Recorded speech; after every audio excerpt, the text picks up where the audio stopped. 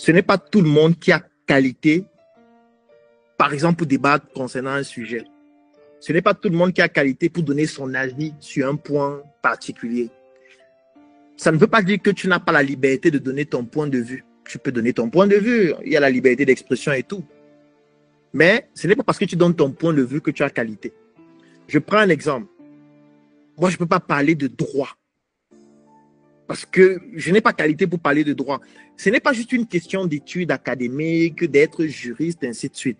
Moi, je n'ai pas encore lu un livre de droit du début jusqu'à la fin. Quand je veux en savoir plus sur le droit, c'est par rapport à un challenge auquel je fais face. Je lis uniquement dessus.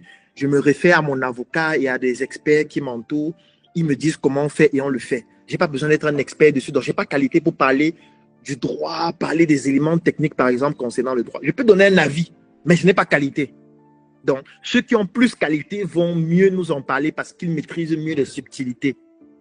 Et ça, c'est parfois le plus gros problème que les entrepreneurs ont. C'est-à-dire de penser que tout le monde peut donner un avis sur ce que tu fais. On va dire que non, tu n'écoutes pas les gens. Non, ce n'est pas une question de ne pas écouter. J'écoute, mais je prends plus en considération ceux qui ont qualité. Parce que quand quelqu'un a qualité, son avis n'est plus seulement un avis. Ça devient ce qu'on pourrait dire dans un devoir, ou dans un mémoire, ou dans une thèse. Ça devient comme une forme de recommandation. Ce n'est plus un avis.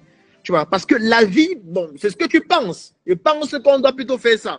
Claudel, pourquoi tu lèves les fonds? Moi, je pense qu'il faut plutôt aller vers les banques. Claudel, pourquoi tu fais beaucoup de projets? Moi, je pense qu'il faut plutôt se concentrer sur un projet. Claudel, pourquoi tu ne t'es pas lancé dans ce domaine? Moi, je pense que c'est plutôt ce domaine qui rapporte beaucoup d'argent, tu vois. Tu penses. Mais quel est ton projet? Est-ce qu'il peut te suivre? Tu m'amènes où ton projet se trouve? Depuis combien d'années tu travailles? Tu as combien de personnes dans ton équipe?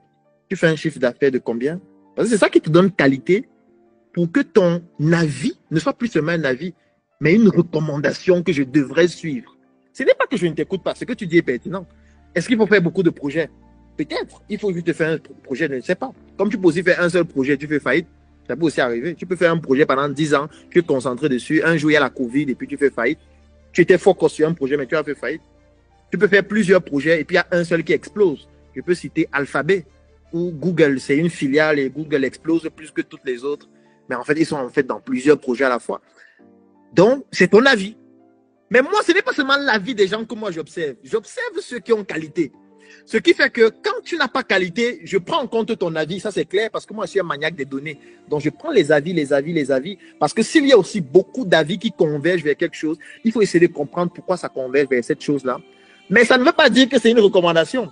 Parce qu'on pourrait aussi appeler ça la dictature de la majorité. Ce n'est pas parce que vous êtes nombreux à penser à une chose que c'est ce qu'il faut faire. Non. Vous pouvez être 500 idiots. C'est possible.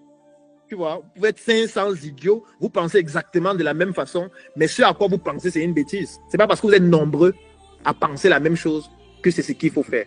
Donc, du coup, moi, je distingue beaucoup entre les avis et les recommandations. La recommandation ne peut venir que de quelqu'un qui a qualité. Je prends un exemple. Moi, aujourd'hui, j'entreprends depuis 11 ans, après mes études de médecine. Donc, après mes études de médecine, j'ai lancé des projets, ça fait 11 ans. Pendant 11 ans, j'ai par exemple beaucoup levé des fonds. Si quelqu'un aujourd'hui vient me voir, il me dit, Claudel, je suis au Cameroun, j'ai un projet, je veux lever des fonds.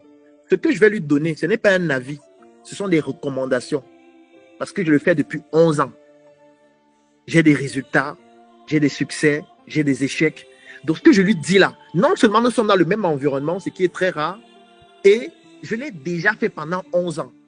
Ça veut dire que ce que je lui dis, ce n'est pas que je pense que ça peut être ça, non. Je vais lui dire, comme tu es en train de vouloir faire là, prends ça en compte. Il n'est pas obligé de prendre en compte tout ce que je dis, mais ce que je lui dis, c'est une forme de recommandation pour que lui parte de l'existant, que moi j'ai déjà, parce que j'ai qualité, pour aller vers là.